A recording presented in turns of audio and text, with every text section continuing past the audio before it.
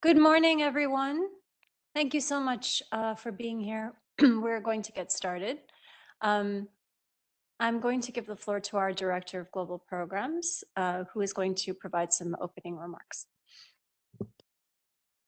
Thank you very much, Seema. Thank you, colleagues, for organizing this, and a warm welcome to all of you, both in the room and online. My name is Katarzyna Gardabchadze, and like my name would not suggest, I am Polish by origin.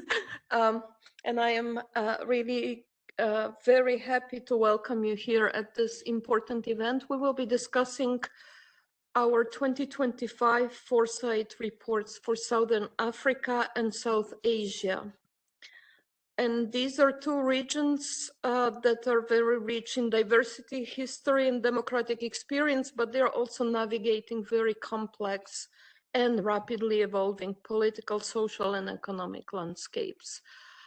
Some experts say that said for some time that we live in the so-called VUCA world, the vulnerable, unpredictable, complex, and ambiguous world. Now, some experts say that we live in post-VUCA world, which is even more complex. But this is why reports like the ones we will be discussing today offer us not only insights, but they also give us tools for navigating the uncertainty with intention and with imagination. I used to believe very strongly in linear strategic thinking, which takes us through a relatively straight line from point A to point Z, but this is no longer applicable in a world where there are more question marks than answers.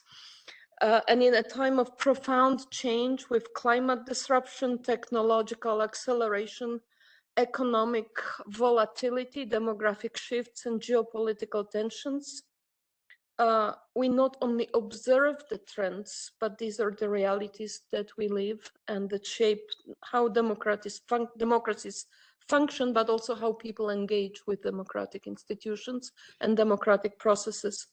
And in this context, democratic decision-making should not be reactive. It should be imaginary and should be forward-looking and be ready for different options and different possible scenarios. And this is where strategic foresight becomes really critically important, because foresight is not about predicting the future. It is about expanding our ability to think ahead, exploring a range of possible plausible scenarios, and make better decisions today, being prepared for what tomorrow possibilities might look like. It helps us answer the question, what if? And then if happens, so what? What do we do? And when applied to democracy, foresight becomes really a powerful tool for resilience, because it helps democratic actors to identify emerging challenges before they become crises, and spot opportunities for reforms, for action, for innovation and democratic renewal.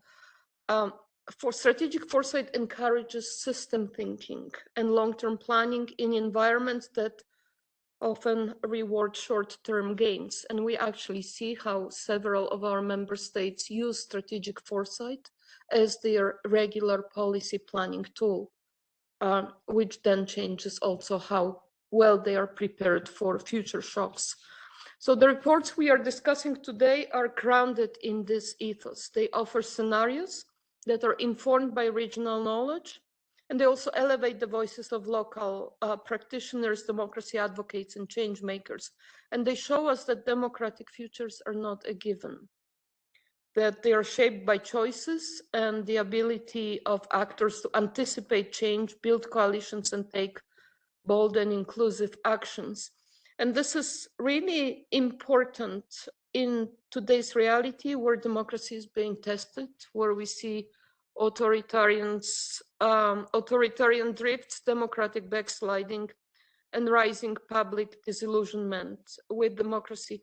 But it is equally relevant for democracies that we call stable and well developed, because resilience is not a destination, it is a process.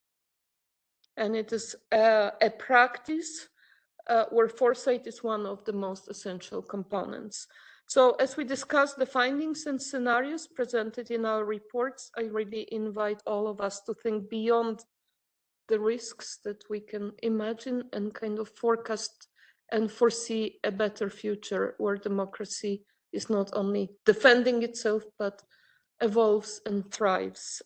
Thank you. And I will not be able to stay for the entire conversation, unfortunately, but I will stay for as long as I can. And I wish all of us a fruitful discussion.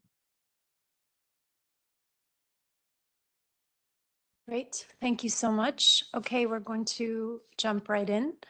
I'm going to hand over to Michael Runny, who is our advisor. Actually, I think we're going to hand over to Yaki first for sorry. a brief intro. Sorry. Go ahead, Yaki. Thanks very much. And thank you very much for that introduction, Katrina. You've already, I think, covered some of what I wanted to speak about. I'm going to share screen, and I'm going to speak a little bit about an approach to foresight, as well as to give you an idea of what we do, because we cover many of these areas. So let me put this into full screen mode. So Katrina already made the point that, you know, the world is changing. I mean, last night, Donald Trump announced tariffs that affects many of us, including my country, and that is disrupting global futures. So in a time of rapid change, conventional planning really is a challenge. So foresight helps us to systematically think about the future if done correct. It helps to better anticipate emerging change and create a more adaptive and sustainable strategy. It's not about being right, but it is about understanding what drives the future. So these are the basic principles of foresight, not predictions, alternative futures, multiple perspectives, different mindset. And of course, the whole purpose of this is that it allows us to ask what is happening in the contextual environment, what is significant, what are the implications, and what action should we take. You've, Katrina, already covered some of this in your introductory remarks. So what we do at the African Futures and Innovation Program is we take quite a data-driven approach to foresight work. That, of course, needs to be added with significant context. So we use a global forecasting model known as international futures, which allows us to systematically look on areas on education, energy, how interconnected systems evolve under different assumptions, explore the impact of alternative policies, and quantify long-term development outcomes. On the right-hand side of that slide, you can see, for example, our forecast on CO2 emissions, just as one example from 1960 with a forecast till 2070. So at the African Futures and Innovation Program, and we were very glad and proud to have collaborated with International IDEA in the Southern Africa study on democratic futures. We do basically two things.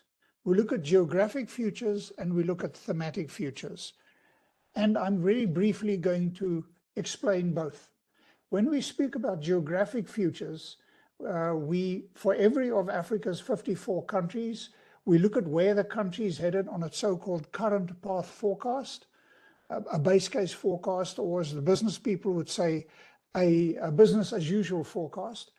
And then for every country, we model 8 sectoral scenarios. We look at demographics and health, agriculture, education, manufacturing, infrastructure and leapfrogging, the impact of free trade, financial flows, and better governance.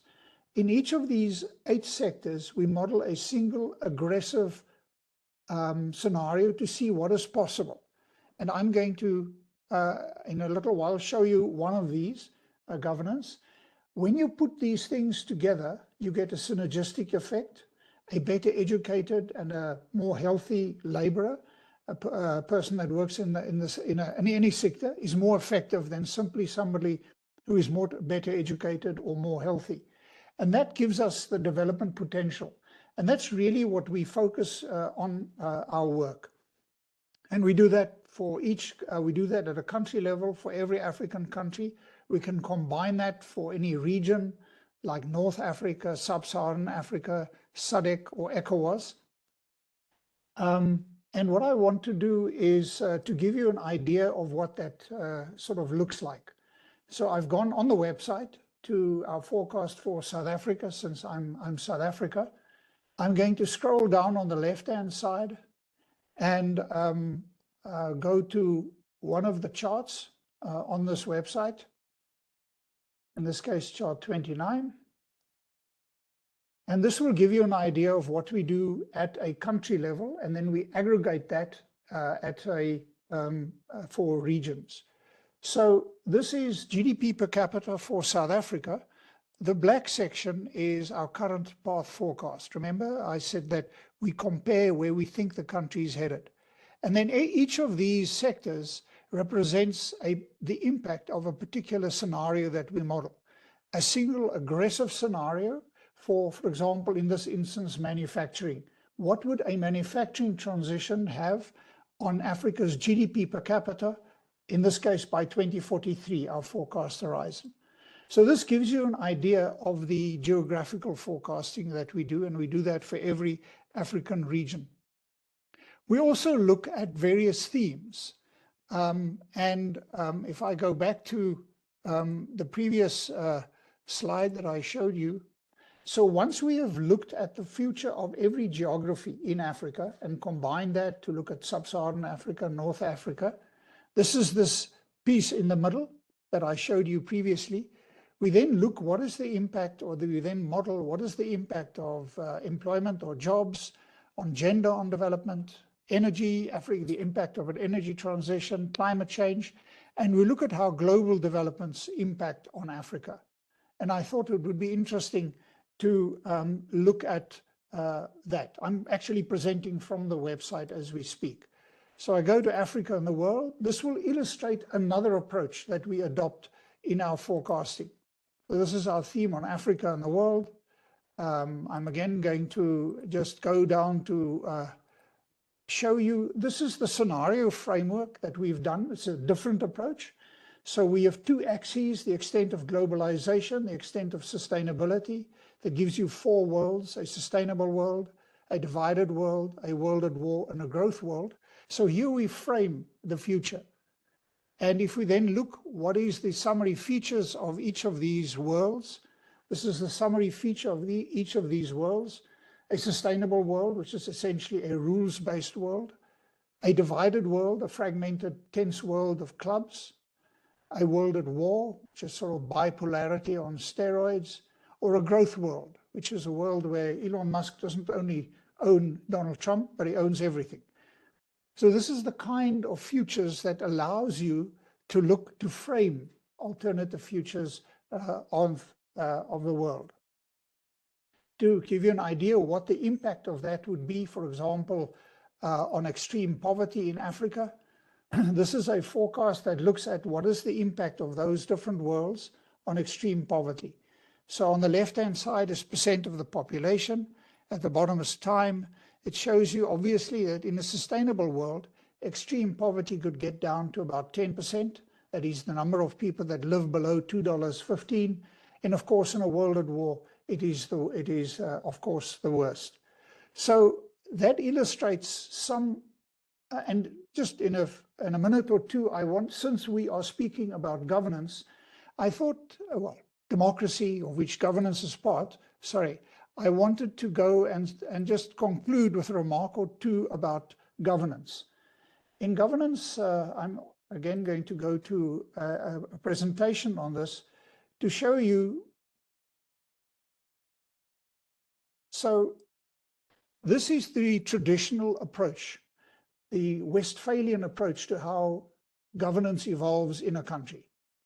You establish a security foundation that allows the building of capacity, and eventually over time countries become more inclusive, both in terms of gender, but also in terms of democracy. So this is the traditional Westphalian model of development in the world. But what is happening in the global south, which includes the report that we did with International IDEA and explored, of course, is that societies and governance evolve differently. They evolve, those three buckets of governance still hold: security, capacity, and inclusion. But instead of a successive process where the one evolves into the next, we have a simultaneous engagement of security, capacity, and inclusion, given what is left, I would almost say, of the international liberal order, where the ability of countries to advance through these three stages is constrained by what happens globally. So this is how we approach governance, and I thought I'll show you. If we use those three buckets to measure the extent of security, capacity, and inclusion in Africa, and we use an index to that, Africa has 15% less security than the rest of the world. It has 38% less capacity and 18% less inclusion. You can use that as a rough proxy for democracy, although North Africa and Sub-Saharan Africa are quite different in this context. And if we then ask, what is the impact of this? In our modeling, and we model those three dimensions or those three buckets of governance, our modeling would indicate that by 2043, better governance can contribute an additional 8% to the size of the African economy by then. That is about almost $750 billion, reduce the number of extremely poor people by 37 million, and increase GDP per capita by 6%. So what I've tried to do very briefly is I've tried to firstly start by talking about the nature of forecasting, and then I've tried to tell you what we do. We use a data-driven approach. We use a forecasting model known as IFS, and we model both geographies and themes. In geographies, we only model positive scenarios. But in themes, when we look at something like Africa and the world, and the four worlds that I showed you, we model what is the impact of different futures on Africa's development. And then I concluded by showing you that we also try and get a grip on democracy, on governance, which includes democracy. And there we look at how the state is evolving, particularly in Africa, but also in other countries in the global south. And we try and model that and apply that to our thinking. Everything I've shown you is on the African Futures website. And it was really a great pleasure to work with International IDEA on exploring what is the future of democracy in Southern Africa. So I'll stop with that, but thanks very much for listening to me, and I hope I haven't taken too much time. Thank you so much. For those of you who don't know, Yaki Siliers is also the founder of the Institute for Security Studies, ISS Africa. So we were very privileged to be able to work with him. And now you've seen the work that the Futures team at ISS Africa does. And now I'm sure it makes plenty of sense why we chose to work with them for the Southern Africa report. The approach that we used is a little bit different from what Yaki just showed you, because there are many ways of doing foresight work. But we did scenario building in Southern Africa, and we also used that same scenario building approach in our South Asia report. So now we're going to go into the details of both of those reports to sort of share our findings and tell you about the different imagined futures in both of those regions, and hopefully prompt a discussion about what those findings can generate in terms of lessons for resilience going forward. So now I'll hand over to Mike, who will go into the South Asia findings. Okay, thank you everyone for your kind introductions. Emma has just asked me if, even though we are still a ways away from the discussion section of this, if you're one of our guests or colleagues who has joined us online, if at any moment a question strikes you or you have something you'd like us to return to, please feel free to add your questions or notes in the chat at any time. You don't have to wait until the end. Okay, so welcome to the section of reports. So as you know, we are here to discuss the Democracy Assessments Unit with Foresight and Future Methodologies. More specifically, we're going to be discussing the outcomes of 2 events that we held, as we have described in 2 reports, which are available on our website for you to read at your convenience. Before we begin, I wanted to talk a little bit about why we use strategic foresight. We've had a brief discussion from Katarzyna, and Yaki has also explained what they do in South Africa. And I'm also going to skip over a little bit about what we mean by futures methodology, because I find when it comes to in terms of what specifically we did, it's a little bit easier to show than to tell. And you've also gotten this broad overview so far, so I don't want to repeat everything. But we have a variety of reasons why we use it. So as we've discussed, as Katarzyna already brought up, we have democracy in an age of radical uncertainty. And we specifically at our little team here, we are engaged primarily in quantitative and qualitative assessments of the quality of democracy in various countries around the world. So what this means for us in practice is we have our global state of democracy indices, which are kind of a backwards looking record of what has happened and how things have changed in the past. But it's always like a year out of date by design. We also have a month-to-month tracker we call the democracy tracker, where we try to see what's happening now, describe it, and fit it into our framework of how democracy functions. So the additional purpose of this is that we can then also take another way of looking at the present. So we look at things of declining democratic performance. We look at changing understandings about what the quality and desirability of traditional forms of liberal democracy around the world, and what this could mean going into the future. So we tried to prepare for a wide variety of possible futures. As we've discussed to date, like it's not prediction. We weren't trying to predict the American government's attempts to dismantle the global trading system. What we're trying to think about are fresh ideas about democracy assistance, about human rights, about development, and how we can do these things better, how we can do them in a way that is that delivers the goods, so to speak. And of course, in addition to just us doing this, we also think that this is something worth doing for others. That's kind of implicit throughout. So we think that other actors in the democracy space, in the public policy space, should use these sorts of tools in their work to try to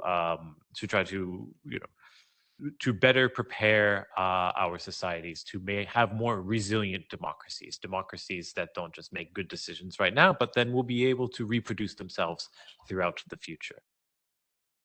And as I mentioned, I would like to, of course, thank our partners. We also have had a guest here from ISS African Futures. My colleague Emma and I, who organized the South Asia conference, we did it in Colombo, Sri Lanka, together with the Center for Policy Alternatives, who's also not here as a guest today, but we're very thankful for their help. A brief overview of the conferences. So we brought together a multidisciplinary group of experts, not just in democracy and democratization, but a wide variety of related fields of media, human rights, and people who are both well-established experts in the field, as well as people who are relatively new. So we try to take a very broad approach from across the region. And as Seema suggested earlier, the specific method that we used was called scenario building. So we had 4 scenario archetypes. And basically the process was working together with the group to play out how these 4 different scenarios would work in the future. So to just a brief overview of what these mean, we have one in each report. We go through a scenario we call continuation, and that's a future where there's been a change in a set number of factors. Those will make sense in 2 seconds, so I get to the next slide. Influencing democracy, and these are continuing without major disturbances. So it's just the machine just keeps rolling on, for better or for worse. So the future is a continuation of the status quo. But it doesn't mean that everything's the same. It means that the existing trends, the patterns that you observe now, they continue into the future. So you think back to Yake's like lines of GDP continuing at the same rate of change. It's that. It's not stasis, it's rates of change continuing. The second one is disciplined improvement, where discipline is a very important word here. And so that's a future where the challenges presented by the factors are met with careful management. So it's a very top-down response to the issues that we face today. So it's not a transformation. We think from a Western perspective, it's kind of like the Singapore response to things. But when we get to South Asia, it's not. It's more like that, relatively speaking, what would be a South Asian perspective of a much more disciplined response. I hope that's not too confusing. I'm not getting too in the weeds here. And then decline. So this is where we have a world of severe challenges that lead to a breakdown in current structures in the way that they are functioning. It's not decline in terms of like catastrophism. It doesn't mean the apocalypse, but it means a substantial decline in the key systems of the world. For example, a place where the United Nations is much less powerful and influential in vis-a-vis the BRICS countries. Transformation, the last one, is a future where there has been profound changes in society in any sort of way that you can imagine, of technologically, spiritually, governments, or ideologically. And so this is a way where we have existing factors play out in a way that play out in a very unexpected way. And I just realized now, going back, we have a part of this is selecting factors, and factors are ways that are forces that are the most important for shaping how a given country or region develops. So they are different in the South Asia report and different in the Southern Africa report. So we will get to that soon. And just as a last note, to be clear, when we talk about democracy, we at International Idea have a very broad understanding of democracy that, although since this was a collaborative exercise, we could not dictate to people what understanding of democracy they should use, but ours is popular control over public decision-making and equality between citizens in the exercise of that control. And what you're looking at here is our global state of democracy's framework for understanding democracy. We don't have one measure because we don't have one understanding of what democracy could be, but we have 4 major categories, as we call them, of representation, rights, participation, rule of law, which are in turn made up of other measures about judicial independence, the importance of civil society.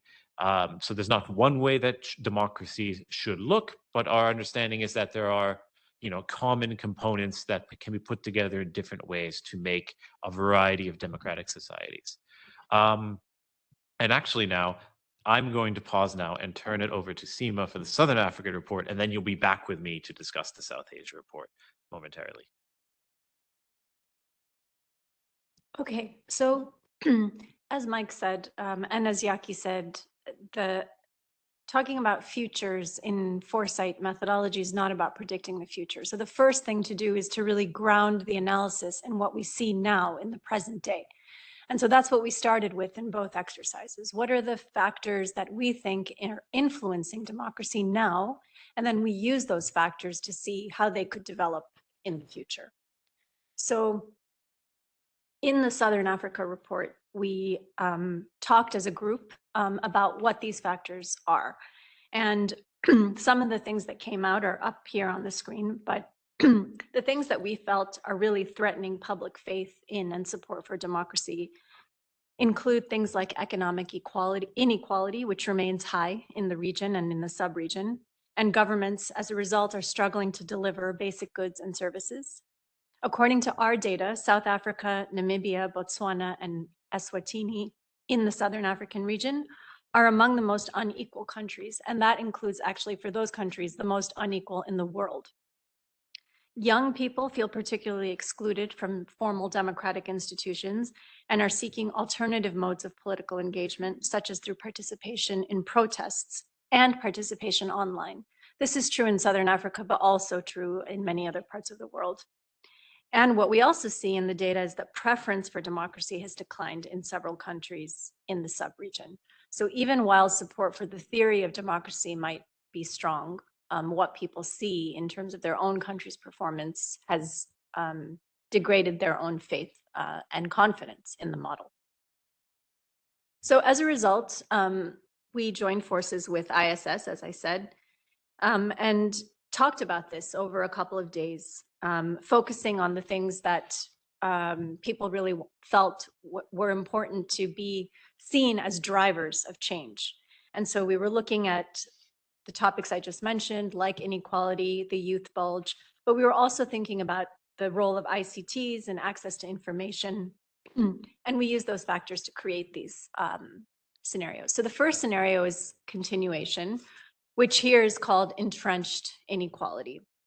And this future reflects stagnation and the possible consequences of the things we see now.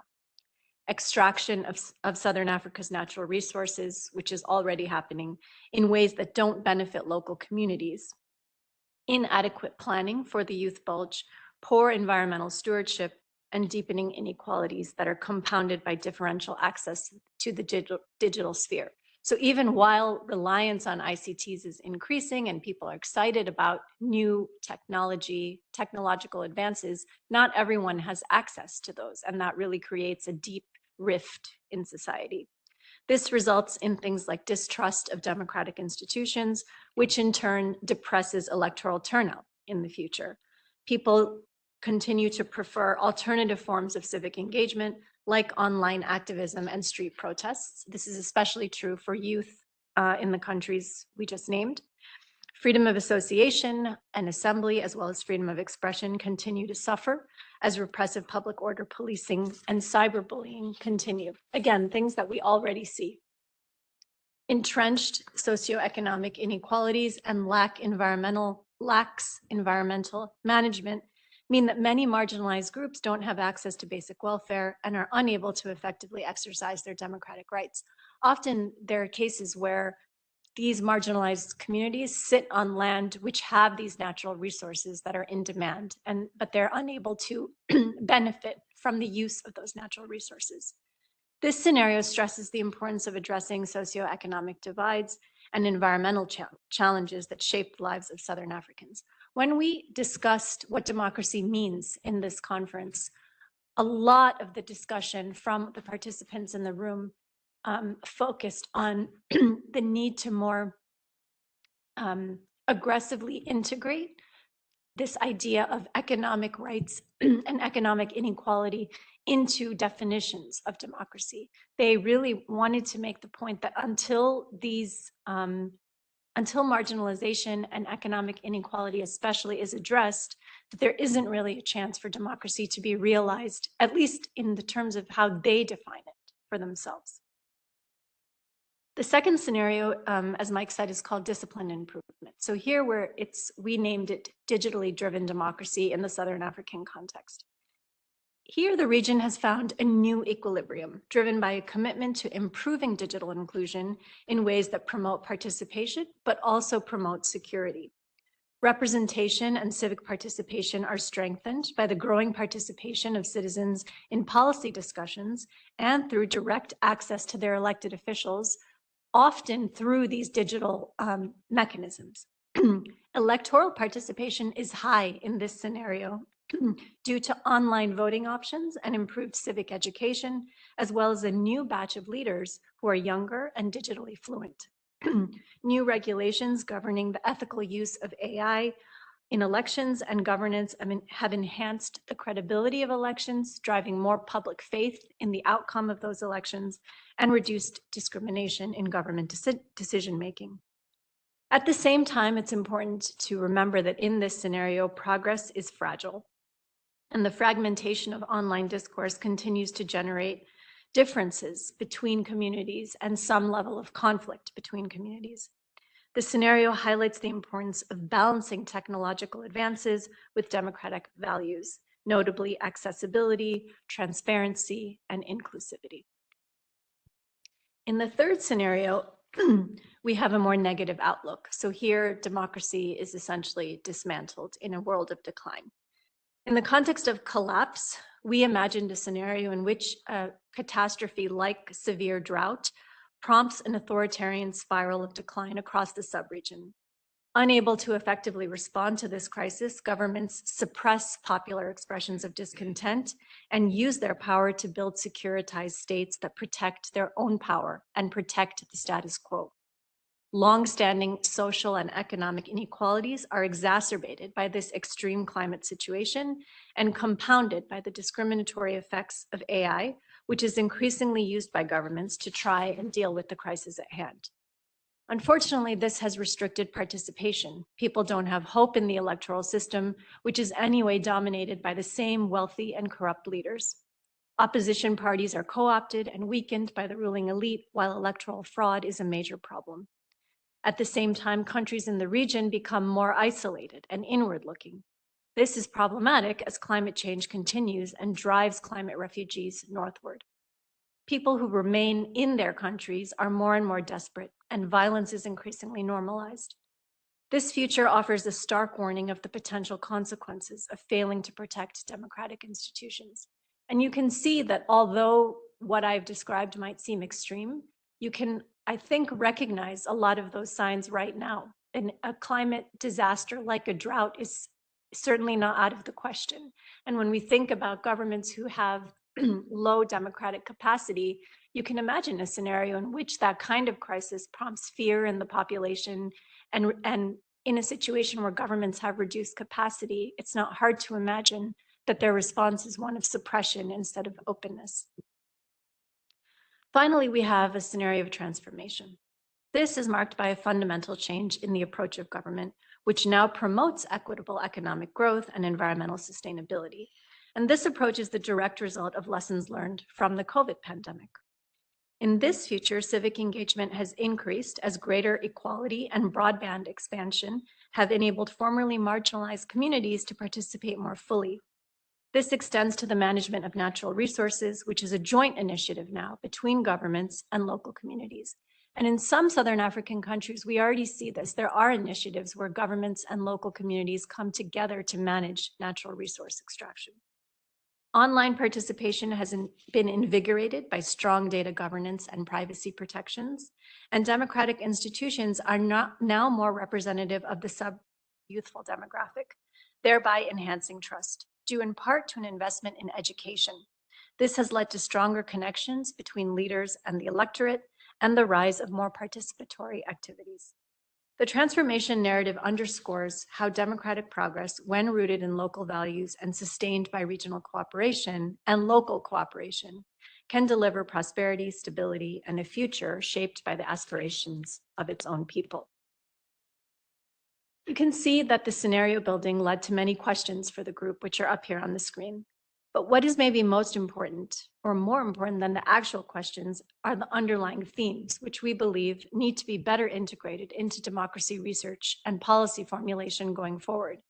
These include more attention to youth and how youth are reacting to changes in the environment, natural resources and their management, access to the digital sphere and the effects of climate change, as well as the relationship between regional bodies and instruments and daily life on the ground. And some of these things are not necessarily obvious to people who think about democracy. One of the more surprising elements of the Southern Africa discussion was how organically the discussion about climate change kind of permeated the day and a half that we had there. We didn't ask for that discussion. It came organically from the group, which really, I think, speaks to the connection, to the importance of building connections with peripheral fields. Lots of things impact democracy, and democracy impacts lots of things, so it's important. One of the lessons we learned was how important it is to break out of these silos and look for links, which can help resilience in the future. Thanks. Oh, okay.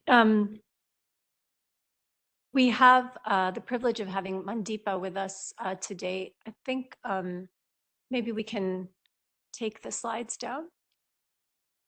Mandeepa was a participant in our Southern African event, and I'm going to hand over to her for some reflections.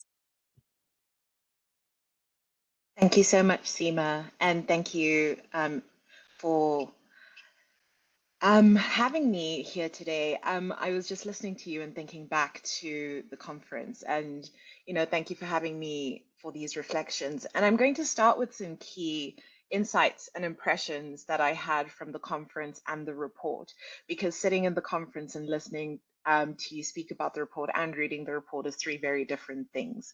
So it's clear that the role of strategic foresight in democracy can't be understated anymore, given the state of polycrisis that the world is currently in, and underscoring that growing uncertainty in democratic trajectories. Prompts us to the need for forward-looking approaches to governance, and that's the first thing that really stands out. Is we need a mindset shift about how we think about governance and democracy. And the report is particularly useful for governments and practitioners like myself, where we need to envision various scenarios and think about stakeholders, different stakeholders, and how we can better prepare for the influence of potential outcomes. And through this lens of the four archetypes, to provide a structured way into thinking about the possible outcomes for the region. Something which was very clear in the conference, is not often done, specifically at regional level, and I'm sure at national levels. And it was an insight into why this is so important when navigating a VUCA or post-VUCA world. So I'm going to go into some of the findings as well. Some which were striking, some which were underrated, and some which were very telling. So I'm going to start with the striking. So the cautionary tale that is told in one of the scenarios in depicting how environmental crises and economic misjudgment and technological misuse can converge into dismantling democratic structures is something that I think everybody has at the back of their mind, but is something that was really brought to the fore in the report, and lending itself as well to a tool for authoritarianism and social unrest came up as well. And this underscores fragility in democratic institutions as they currently stand, and its insight and a pathway into how resilience can be built, and the ease with which democracy can be undermined without vigilant protection and proactive reforms was quite striking. For instance, the possibility into equality through AI-driven discrimination and digital surveillance could accelerate democratic decline, which is alarming. And this suggests a real risk for digital authoritarianism too, where governments use ICTs not for inclusion, but for control. So there's a need for investments to be done in proactively reversing this instead of reactively looking towards it. Underrated when looking at the scenario archetypes as well is the potential of community-led natural resource management as a catalyst for enhancing democratic accountability and economic equality or empowerment, which warrants further attention. I think whoever is looking at this report needs to pay a lot more attention to that. What was intriguing and telling for me, I think, is while the transformation scenario envisions youthful leadership driving democratic renewal, the mechanisms for achieving this shift are not clearly delineated, which raises questions into pathways to meaningful youth inclusion in the formal political process. And again, this is something that needs to be framed as the report only looked through the next 18 years, which is up until 2043. And that's only 3 or 4 election cycles. So if already in 3 or 4 election cycles, we're anticipating the importance of the youth, but we don't have a plan for it, there's a problem. And then technology's double role in democracy was also intriguing. So in the disciplined improvement scenario, technology strengthens participation through online voting and civic engagement and civic education. But in the decline scenario, AI discrimination, digital inequality, and government surveillance erode trust and deepen authoritarian tendencies. And this just shows that tech-driven democratic processes are not guaranteed, and they depend on governance choices. So this is something to look out for as a double-edged sword and the dual role of technology and democracy. So going back to thinking through the applications of the findings, three things. On a policy and governance strategic development level, policymakers need to be using these scenarios in SADC and Southern Africa to craft strategies that mitigate these risks and capitalize on the opportunities to ensure resilient and democratic institutions. And there needs to be a lobby for this political will to be at the fore to make this happen, because we all know without political will, none of this will happen. So, for example, understanding the risks of AI-driven inequality could really guide regional AI governance policies and strengthen regulation in that sense, and establish frameworks for ethical AI and ICT usage, which can safeguard the democratic process and promote inclusive participation.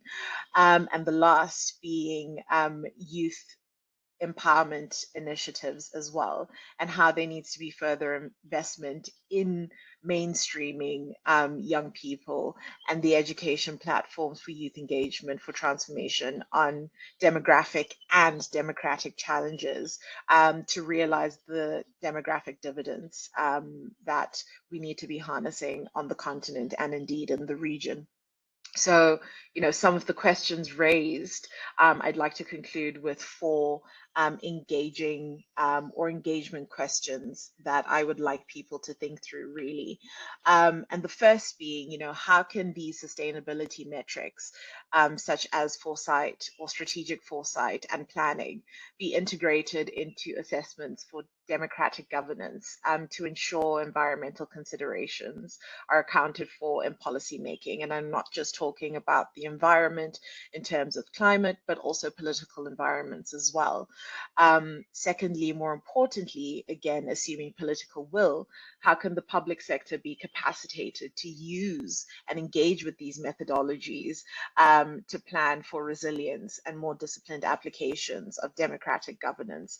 Because, as you say, engaging with various stakeholders is the only way to get a nuanced view and outcome of what is possible in the future, or in various scenarios of the future. But the implementer remains remains as government and the public sector. So we need to be thinking strategically about how to mainstream these conversations and these engagements with the implementers themselves. Again, another question is what regulatory measures could prevent AI-driven discrimination from deepening political and economic inequality? And this is something, again, that the public sector needs to engage with, because this is a capacitation issue. The public sector have the capacity to deal with these shifts, and what is being done to engage with the regulatory measures in order to contain or at least build resilience around these issues. What governance models can promote community-led resource management for a tool for democratic resilience as well. And lastly, in closing, what specific reforms could be needed, or would be needed rather, to meaningfully engage with youth and to integrate them into formal political institutions beyond voter engagement in order to harness that dividend. So those are my reflections. Thank you so much, Mandeepa. Should we move on to South Asia? Yes. Thank you much. We'll move on to South Asia now.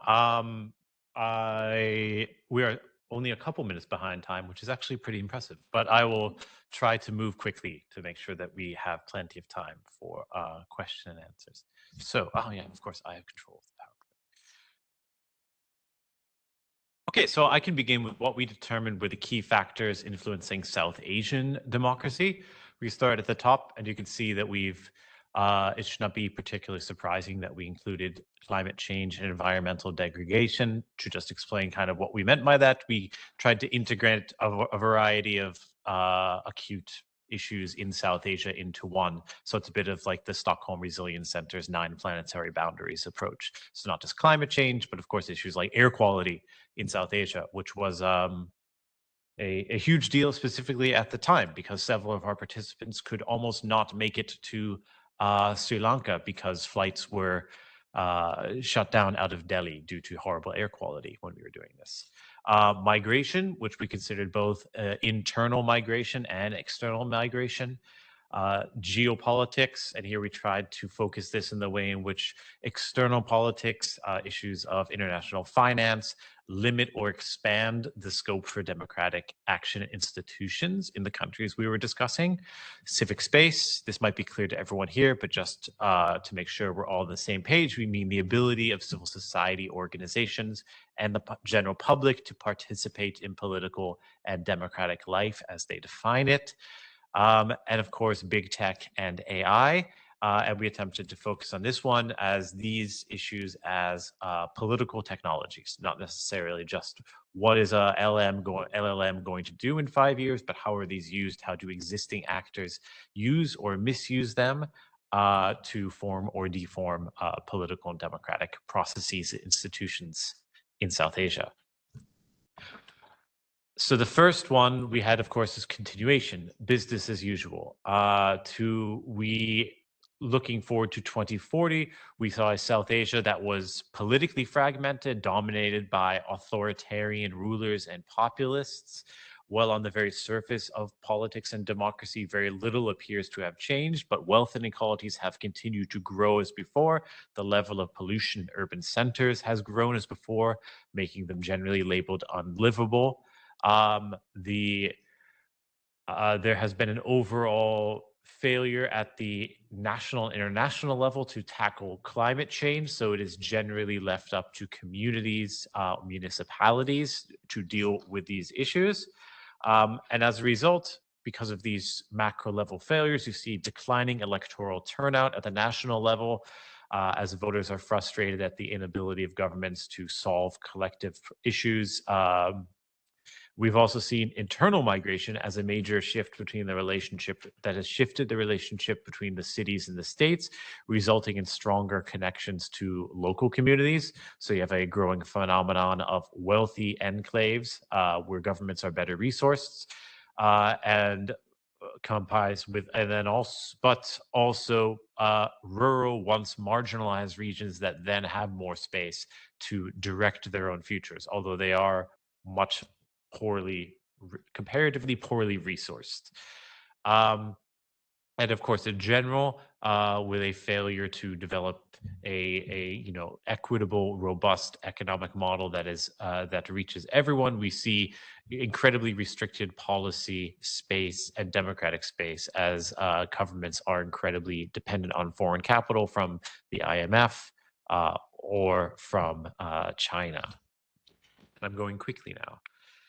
So the second one, we had disciplined improvement. So here we saw the bright spot. We've seen regional collaboration and resilience in response to catastrophic weather events. So you can think of this compared to the business as usual approach what we saw previously. This is where we see responses as more of a top-down, disciplined approach instead of something that we would consider more bottom-up and collaborative. And as you can see here with the first 2 points here, what we have are like crisis-driven policy shifts. So it's responding to crises with increased levels of social control. And a decreased level of civil society participation and room for collaboration. But as we had here as the main headline, we had from multilaterals to minilaterals, is we saw this as a world in which states are collaborating with each other ad hoc on smaller regional policy problems instead of a grand overarching one. So we saw, bilateral ties fortified among countries, including India and Pakistan. And positive sense South Asian countries pooling their resources to establish catastrophe funds to respond to the millions of people made homeless by climate disasters and internal migration. But to make sure here, to be clear about how we're not saying that this is necessarily an overwhelmingly positive one, we are to focus on the climate issue there instead of issues to tackle and prevent and mitigate climate change. Instead, we're seeing a response that's more about attempting to alleviate the worst consequences of it. And as you may already be noticing here, although we did not intentionally set out to make the South Asia report and conference overwhelmingly about climate and environmental issues, it did have a habit of creeping into every corner of policy or public interest discussion that we raised. So in decline, we had democracy deteriorating every respect in South Asia. We have a mainstream media that is under state control. We have an economy that is in every state under various iterations of crony capitalist control. So we have a constant erosion of freedoms. Civil society as a formal institution is a thing of the past. We have in contrast to other scenarios, we saw a significant gain in electoral participation, but this was electoral participation in within a increasingly patrimonial political system. So it's not people participating to express their individual or collective democratic preferences, but in more of a existential sense, is that you want to vote for a party because they deliver the goods for you, and if you do not do that, you do not have them. And then we also saw, but in our attempts to say that this is not an apocalyptic scenario, in this sort of system where we have increased state control and a more of something that you might recognize as kind of like a Turkish democratic system where there's just where there's very little individual agency. We also envisioned that we could see pockets of exception outside of the areas of interest or control. Because when you have a crony capitalist system, you have large swaths of, say, rural areas that aren't really prone for capitalist exploitation and therefore have little interest for the state. And then also, and that we don't have it up here, but in the geopolitical sense, we did have a weakened West that was no longer interested in lending support for human rights protections or Westminster-style parliamentary democracy. So we had in this scenario, India as a new regional hegemon developing an unfortunately authoritarian model of governments to compete with China, and a strong South Asian regionalism being a thing of the past. The last one we had transformation, where we saw South Asia as the global epicenter of democratic progress, a once fragmented SARC revived and united. We had discussed issues of reverse migration, where young people who have for decades left South Asia to go to Europe, to go to China or the United States to pursue careers in tech or in engineering, returning and leading various democratic innovative practices across the region. We had governments investing in inclusive policies and bridging the urban-rural divide by to create integrated city and village spaces that enable sustainable economic growth. We had civic space expanding through ethical use of tech and AI, and fostering intergenerational dialogue. By that, we mean not just dialogue between old and young, but also generations into the future and bottom-up approaches to government. And so we had the region that became reconciled on how natural resources would be used, and new approaches to value and incorporate indigenous and South Asian knowledge into deliberative policy-making processes. So the question of what to do about this, obviously, if we were to describe these four scenarios, the last one kind of sounds probably for most people, if you were to adopt a sort of Rawlsian veil of ignorance, the one that you'd probably like to live in. But people have different opinions. And so what we thought that these various scenarios showed us, we need institutional reform to meet climate change and other environmental challenges. Because any future that we can envision where there is not multilateral and inclusive approaches to adapting to climate change are, they tend towards the less apocalyptic and undesirable. We need deliberative forms of democracy as a way to foster democratic resilience. Otherwise, we end up with more authoritarian or just technocratic and non-responsive forms of decision-making. There's also the importance of regional approaches to preserving democracy and policymaking. And if anything, recent events have held this out. It doesn't make much sense for, say, the countries of South Asia to respond to the tariffs that were announced yesterday individually. They need to deal with these things collaboratively. They need to deal with issues like erosion in coastal Bangladesh as a collaborative problem, not just one that is only a problem for Dhaka. They need to focus on new civic institutions instead of simply revamping those that are always in place.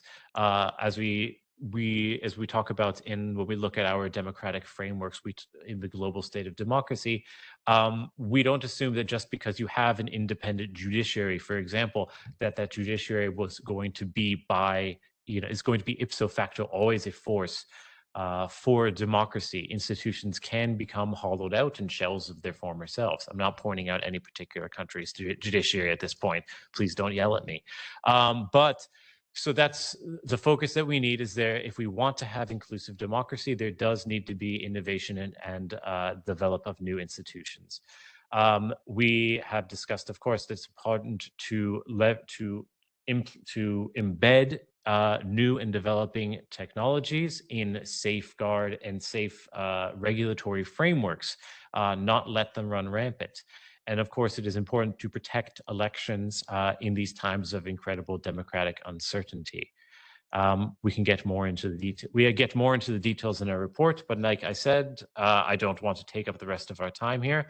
And importantly, now I want to give time to one of our participants at our forum in Sri Lanka, Namrata Raju, to discuss her reflections on it and what she thinks about South Asia's democratic futures. So we can take down the PowerPoint and give the floor to Namrata for a couple minutes before we get over to the broader discussions and questions and answers.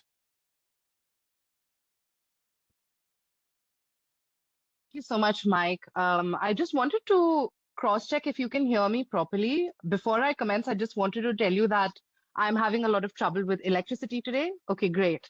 So I may switch platforms or something to my phone, which is also on. I suppose that leads to the larger question of does the equitable receipt and electrification of places, also caveating that I am probably more privileged than many, is that also part of the larger democratic debate? So that's just to warn you about my electricity here. But first of all, I would love to thank the International IDEA team, both for the strategic foresight process that we went through here in South Asia, which was extremely thought-provoking, as well as for having me here to speak today, which is such a privilege. So I also think that this conversation is occurring in a moment when so many of you have alluded to it before already, but we're thinking about a moment when, you know, what is happening to the international rules-based order? What's the future of democracy? And is democracy actually looking tenuous in a number of places? But I'm going to backpedal a little bit and talk about my own life first. And I'm going to start today's story with today's intervention with the story of a stuffed pumpkin. I mean, that may sound odd, but you heard right. I said stuffed pumpkin. Now, I grew up as a South Asian kid in West Asia, in Oman. And my childhood was replete with stories and images of a vibrant community where we would break bread together on every festival. It didn't matter whether it was Christmas or whether it was Eid or whether it was Diwali.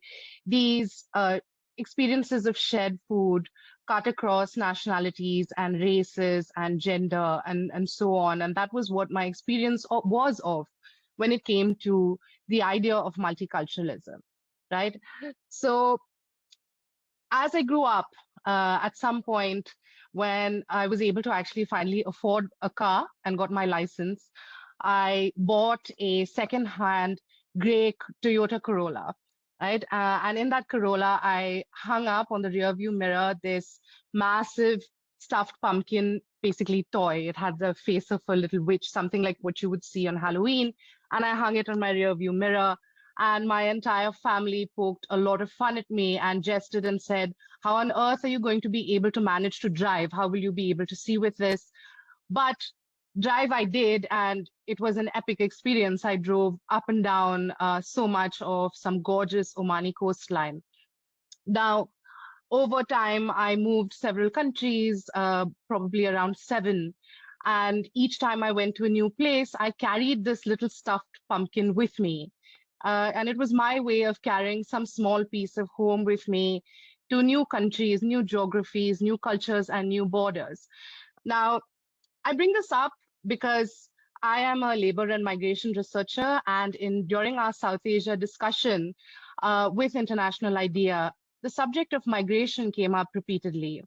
And it was very interesting for me to learn from so many people around the region and also mull over the idea that migration is sometimes looked at not necessarily as a good thing, which is very different from how I see it, right? Because I look at migration often as like the yeast in bread, because the labor and work of migrants is often the ramparts upon which many economies rise. So that's just a thought there that I wanted to put in before I talk a little bit more about the other learnings I had from our sessions. So I would group the key learnings from the process with International IDEA into 3 key buckets. So the first one is pause. I call these the 3 Ps. So the first is pause, the second is planning, and the third is purpose. So when it comes to pause, I think that if I draw back and look at the process itself of deliberation, of going through these different scenarios and talking to peers and who are interdisciplinary from around the region, it was extremely useful because it gave us all a moment of pause, I think, to begin with. And that is exceedingly essential in a moment when we are all leading lives at a very frenetic pace. Most of us are opening up, I don't know, the internet, social media, the news, and doom scrolling every day, possibly, right? I mean, I say this as a millennial, hopefully not everyone does that. But I think that in order to ask ourselves the question and build democratic futures that are sustainable, like one of the earlier slides I saw on Yaki's presentation, we need to ask ourselves, what does it mean to have a moment of pause and reflect on what that looks like? So that's the first key takeaway I had from this session, these sessions with International IDEA. The second thing, which of course we've touched upon, is the thing of planning. Now, we've talked about it in various contexts. One is with respect to climate and climate change. The other was with respect, for example, to AI. And it's interesting to see that there are common themes coming up across geographies where these processes are being conducted, which also means that there is a moment in which there are probably some themes that we need to think about globally and in a multicultural cross-border way, right? Like so I think that it is extremely essential to the idea of planning to have these processes. That's the second thing I'll say. And third, in terms of what some of these sessions made me think about was, what does it mean in terms of our democratic processes? Again, something that we have all touched upon.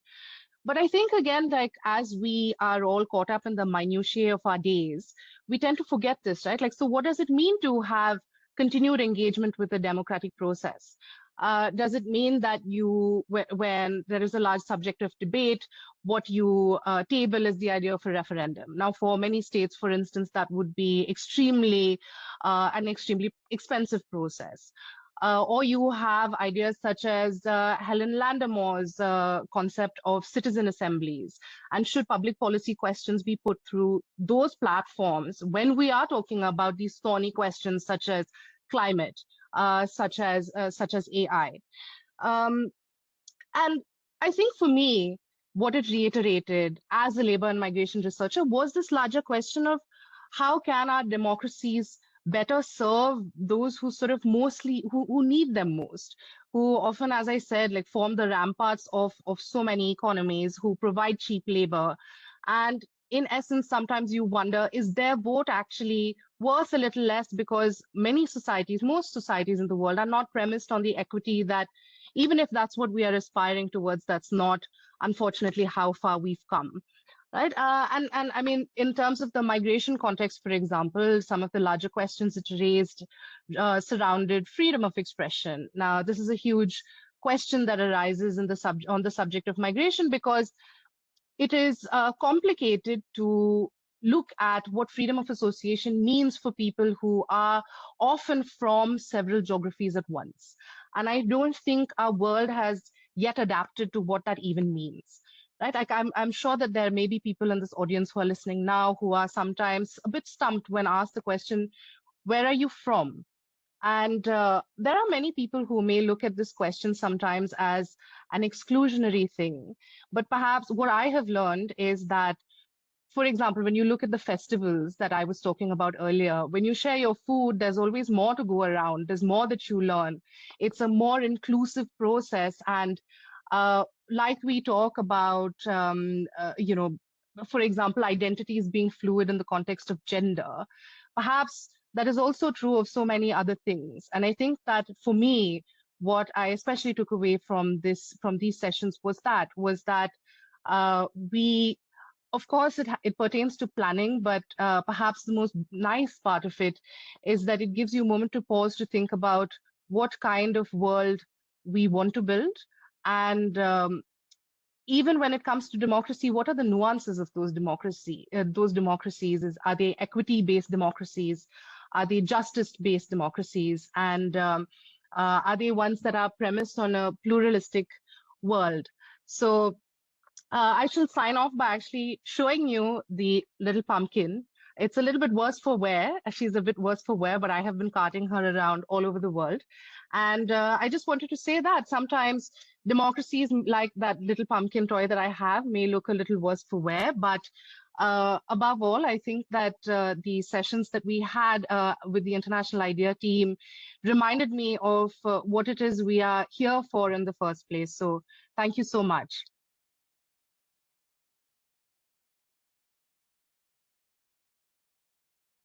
Thank you, Namrata. So we're going to open it up for questions and discussions. So we can have questions, obviously, from the room, but also online. You can type your question in the chat, and we'll be happy to take them.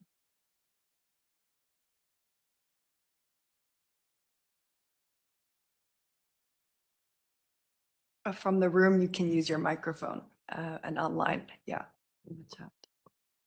Yeah, could also be a comment if you have any reflections yourself. Yes, Gavin? I'll break the ice. So Gavin Charles, I work in the Secretary General's office at International IDEA. I have a takeaway, a reaction, and a question. So my takeaway is that from all of this, it's very clear that governance matters. We can imagine some very substantive consequences of differences in governance. Yaki shared some specific quantifiable differences, which I found very interesting. And I also appreciated how significant governance was relative to other factors in kind of the stacked graph. So in the combined scenario for South Africa, I think was in the top 3 in terms of impact. I work a lot on narratives related to democracy. I think there's a really strong narrative coming out of this. So thank you for that. My reaction is that labels matter. And so what we call potential futures may shape what we actually end up with. And I was struck in this regard by one of the quadrants in the chart that Yaki shared. So there was a quadrant entitled the growth world. And I'd put maybe growth in quotation marks there, because what Yaki actually described was a scenario where wealth grows increasingly concentrated at the expense of collective well-being and planetary survival. And while that's probably an accurate reflection of how the term is used today, it struck me very powerfully in looking at that chart that the more we use terms in this way, the more we actually fulfill the prophecy. So I think we should be careful about the choices that we make and kind of reflecting the potential scenarios that unfold. And then my question is around transformation. So in the scenarios that we unpacked here, I think the step changes or the kind of transformative quantum leaps were generally construed as positive. But I imagine that it's also possible to have negative transformations, to have dramatic shifts that transform the world in very detrimental ways. And given the outsized impact of transformations, I would be interested in hearing some reflections on how we can consider incentivizing positive transformations and limiting the potential for negative ones? So that's my question. Thank you. Should we take one more or two more before we answer? Sure. Thank you very much. Hi, Henrik Kjetan Aspengren from the Swedish Institute of International Affairs. Thank you so much for fascinating presentations. So I have two questions, perhaps. One is on the different lists of key factors influencing democracy, and your reflections on why they differ so much in the composition. And particularly, I was interested in the aspects of geopolitics in the South Asia list, and it was not there as I saw it in the other list. And also the question of regionalism that came up frequently in your discussions on South Asia. So why do you think that the participants came up with, the regional aspect so pronounced in South Asia compared to in the Southern African list? Thanks. Thank you. That directly relates to what the previous speaker said. My name is Henning Melbe from the Nordic Africa Institute in Uppsala. And I was also coming across the difference in the criteria.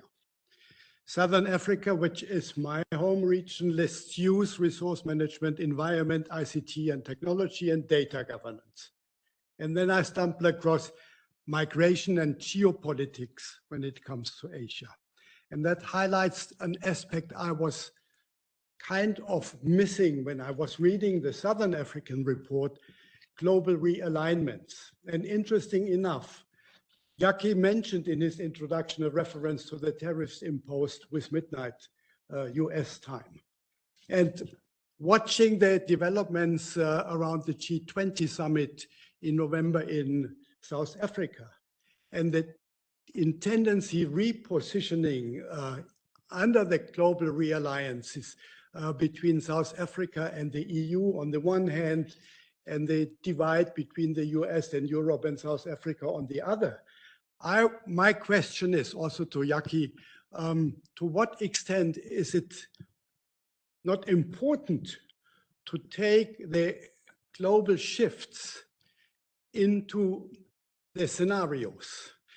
Governance and democracy is not only, I believe, guided by domestic factors, but there are also international aspects which impact on the positioning.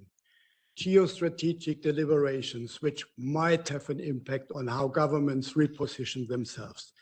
And the other question is that I didn't hear in both of the studies reference to urban-rural divide and ethnicity. And at least, I don't know enough about the Asian situation, but at least in Southern Africa, I think both are rather important also in their potential impact on governance and democracy.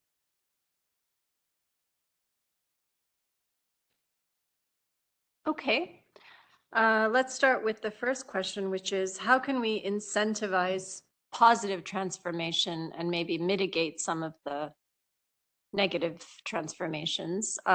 Obviously, anyone is free to answer. Yaki, Namrata, Mandeepa, please feel free to jump in. Can I put you on the spot, Yaki?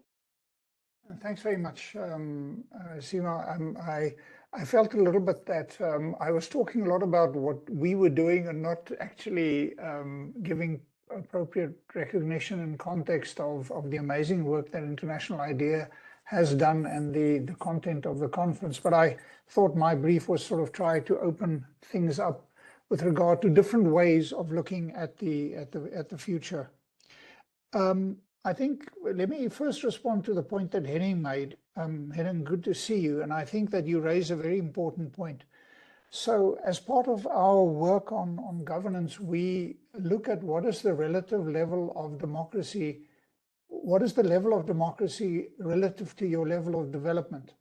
Because I'm perhaps a traditionalist in that I believe in modernization theory, which more or less says that countries become more stable and secure and democratic as they develop, and that largely democracy and inclusion follows development and not the other way around.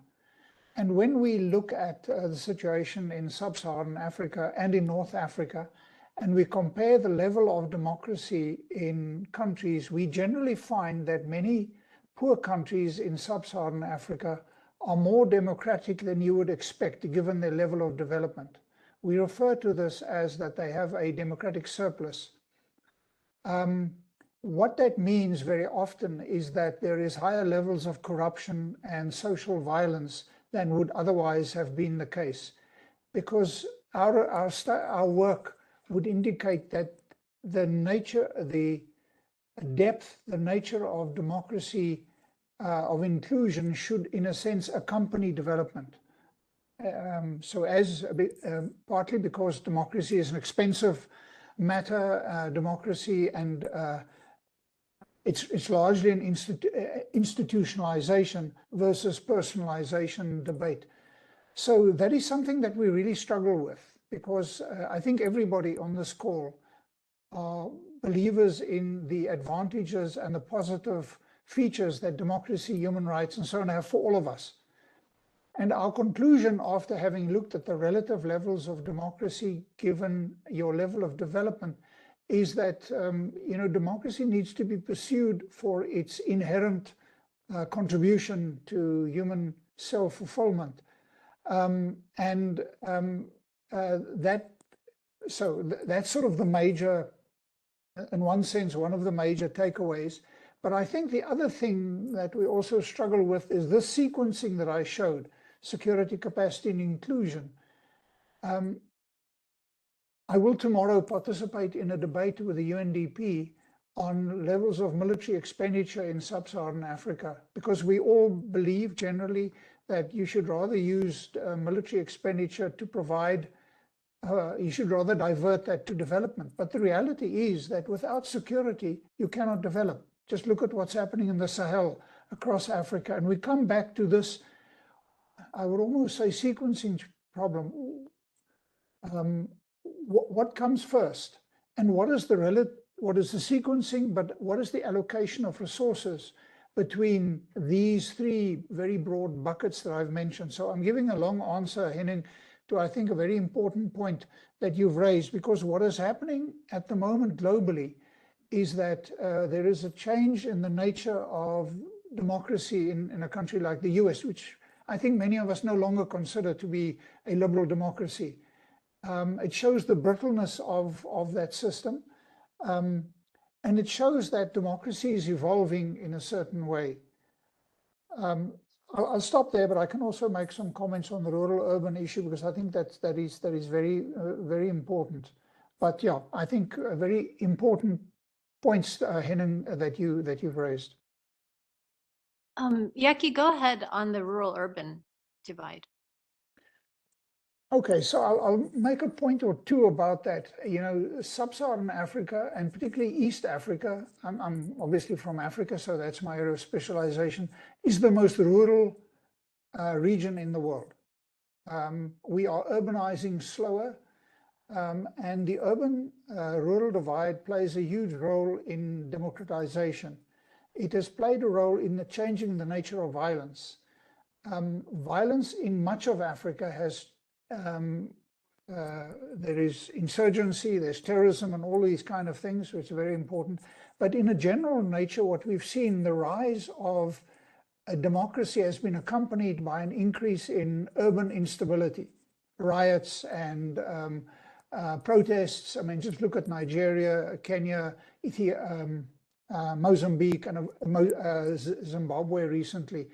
So if we take autocracies out of the picture and we largely look at the nature of democratization in Africa, then violence has moved from rural areas where there was armed violence between combatants, very often to urban areas, protests that accompany democratization. And it's like a divided X. So you see, as democracy and urbanization increases, the nature of the violence changes. So that's the first point that I think we found in our work, which is quite interesting. But Africa is urbanizing very rapidly. And in actual fact, what is happening, because growth is quite low on the continent, you find the urbanization of poverty. People are fleeing rural areas to go to urban areas, not because there's employment or jobs, but simply to get away from extreme poverty in rural areas. And this is a tendency, if we look at Africa's population growth, that is going to increase in the years that lie ahead. And it, of course, together with the youth bulge and all of these issues, have significant potential for violence and instability. And now I come back to the point I made earlier. If you don't have security, you can't develop, and you literally can't have democracy either. So the balance between, expenditure and what governments do is a difficult one. And there is no easy answer to any of this, because democracy remains the best of all the systems, with all its imperfections and with all its challenges. But I think that the rapid rate of urban-rural and the extent to which what we find, for example, in Southern Africa, we find that urban areas are particularly because of the fact that we've had a number of wars for liberation in this region. We find that ruling parties are particularly dominant in rural areas, and that your opposition parties are much more prominent in your urban areas, and that's where the political transition very often starts. It started with the first transition in Zambia years ago, when Labour forced the transition away from a liberation party. And that divide, that political divide that we see in a country like Zimbabwe, Namibia, Mozambique, Angola, and to a degree in South Africa, although we are much more urbanized. I think it's also interesting to look at how those relationships, how population dynamics play a very important role in political awareness, in violence and instability, as I pointed a little bit earlier. So, sorry, apologies, a bit of random remarks, but that's just some remarks, Sina, to respond. Thank you, Yaki. I think, the point that Yaki makes here is that not that the urban-rural divide is not important. It's that we, at least in the Southern Africa event, we had a list of more than 20 factors that everyone thought was important based on those initial discussions. And then we had to figure out a way to narrow them down for the purposes of the analysis. And what our facilitators did was to make us basically rank each factor according to its uncertainty and its potential impact. And so once all those factors were ranked, the ones with the highest ranking in both of those factors was chosen as focus areas. It could have been that if the group had been different, we would have come up with a different set of final factors, but that's how it sort of played out in this case. But Mike, maybe you can talk about how you did it in South Asia.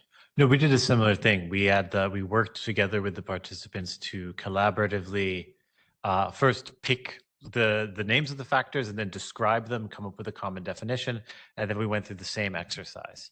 So as Seema said, if we had a slightly different group, maybe things would have been different. But I think you could see why climate change would come up and migration, because they're both highly uncertain and clearly very important. So we're talking about Indian, Sri Lankans, Bangladeshis, people with huge migration flows to Western Asia internally. And it's a question of this clearly important, and we don't understand how it will play out. So that's how we ended up focusing so heavily on them, because of the confluence of those two factors.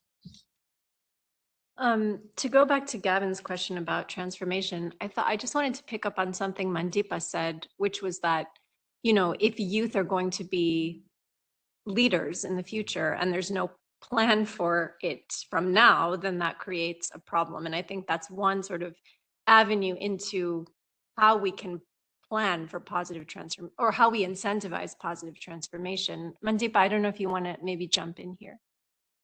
Yeah, for sure. Thank you. Thank you so much, Seema. And I love the question on negative transformations and the angle that you brought it in to with the table or the typography of influence being on the y-axis and uncertainty being on the x-axis, and how we choose those pivotal uncertainties to construct the scenario building or topics that we feel will be the biggest factors that will influence transformation or the four archetypes in and of themselves. And I'd like to not just focus on youth, but how transformation comes about as an archetype.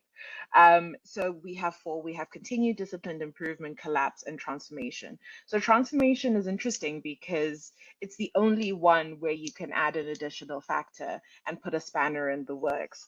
But more importantly, I think when planning all of these, or plotting rather, all of these archetypes, you factor in both the negative and the positive in thinking through significant trends, context shapers, potential jokers, the spanners in the works, to come to those pivotal uncertainty moments.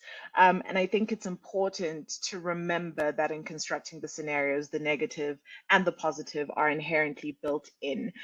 So when you're talking about capacitation, when you're talking about what could be the standout factors to shift various plausible futures, it's important to think through that. And also just remembering what a scenario is. So right, there's scenarios, options, and strategies. So scenarios are what could happen to that context. And then options are what could potentially be done with those scenarios. And then you come up with the strategy. So in those scenarios, you have to weigh out both the negative and positive transformations. And by saying transformation is the best possible outcome, the methodology or the method does not necessarily negate, rather, sort of inherent biases that are kept that could have negative effects going forward. So it's like the youth factor as well.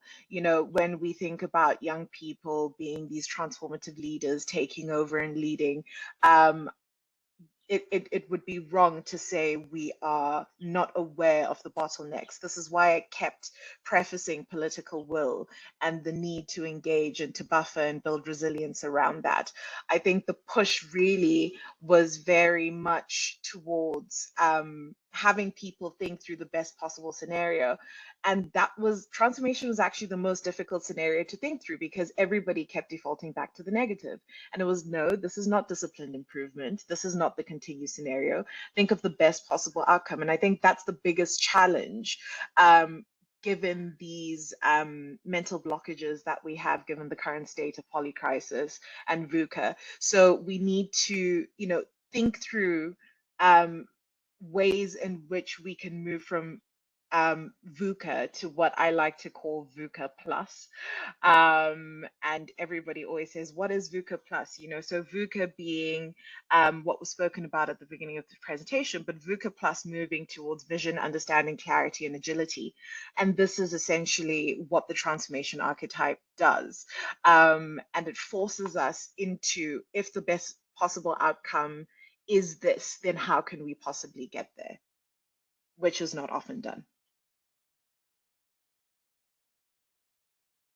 Thank you, Mandeepa. I think basically the answer, Gavin, which is very unsatisfying, is that it depends, I think, case by case. How do you incentivize, you know, and the older generation of political leaders to make way first for younger leaders? I don't know what the answer is, but I think these are the kinds of questions we have to start asking as we plan. And I think that's one of the great benefits of doing foresight, is it forces you to think about, okay, so now what do I have to put in place to get ready for this scenario? Other questions or comments? Yes, Namrata? Thanks so much. I think we've already addressed this, and perhaps the International IDEA team would go into more detail if required. But I think some of these great questions actually link back to the process itself and the way we arrived at the answers that we arrived at. And I think that for me, because I mean, because in the past, like I'm kind of an economist and interdisciplinary researcher, right? Like that's kind of my very non-linear career progression. So I think the way I looked at it is what you do in economics and various other types of quantitative studies, where essentially you're whittling down, you're trying to look at a specific group of things and what happens within that group of things, because obviously to estimate what happens across the entire world can be difficult. So you're trying to look at very specific pockets of things. So that's what I would say was my takeaway as to how we went about this process.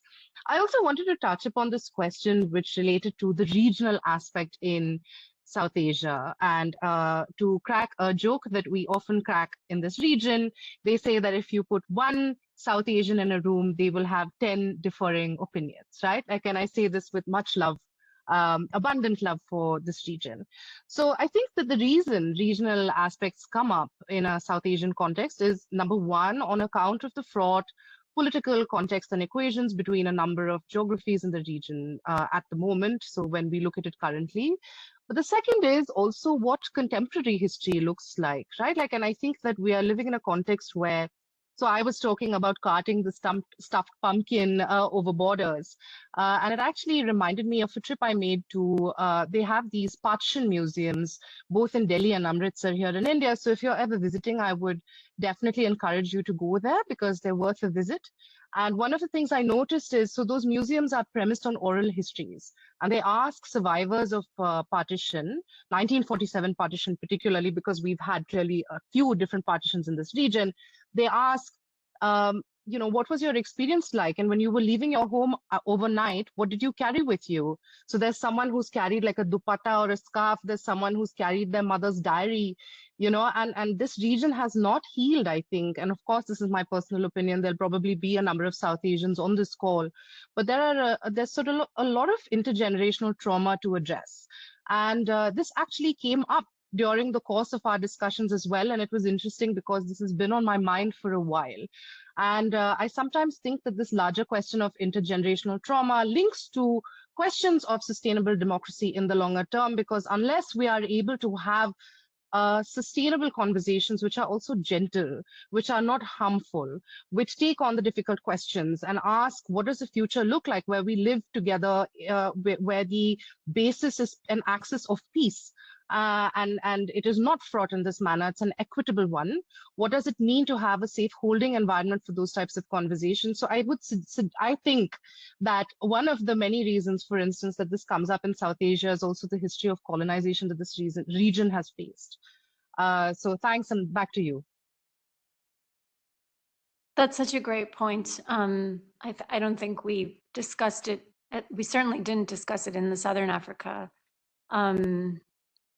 meeting, but you're right. I think intergenerational trauma definitely shapes democracy going into the future. And we've actually seen that in our democracy tracker tool that Mike mentioned at the beginning. We've seen some reports, especially coming out of Latin America, of cases where, past atrocities, justice is still being sought now, and the effects of, successful trials and demands for accountability will continue going into the future. So I think maybe that's a new research avenue for us for the future.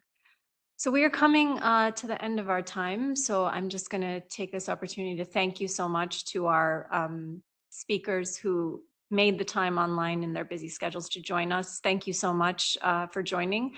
And to all our audience members here in Stockholm and also online, thank you. We hope that this sparks some enthusiasm for foresight going forward in our field. And also, please do read our reports and reach out to us if you have questions. We're really happy to continue the engagement. Thank you so much.